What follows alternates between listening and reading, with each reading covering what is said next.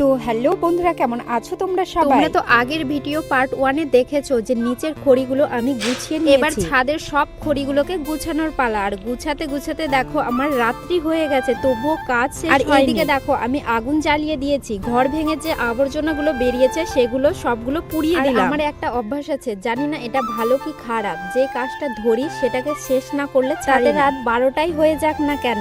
আর এটা কোনো মুখের কথা না, সত্যি কাজে করি, এমনকি খাওয়া দাওয়াটা পর্যন্ত বাদ তো দিয়ে দেখো আমার সম্পূর্ণ খড়িগুলো গোছানো হয়ে গেছে। আর এখন বাজে রাত্রি 8টা, আর স্নান টান করতে বাকিই আছে। আমার স্নান করাও কমপ্লিট হয়ে গেছে, এমনকি নিচেকে দেখার মতো আয়নায় আমার সময় নেই, তাই চুলটা কোনো মতো বেঁধে চলে যাব এখন রান্নাঘরে। ভাই সন্ধ্যাবেলায় নিয়ে এসেছে মাছ, এখন রান্না করব মাছের ঝোল আর ভাত। তোমরা তো প্রতিদিন দেখো আমাকে উনানে রান্না করতে, কিন্তু আজকে রান্না করব আমি গ্যাসের মধ্যে। তারপর আমার রান্না করাও হয়ে গেছে, এখন আমরা ভাত খাবো। তো চলো আজকের মতো টাটা।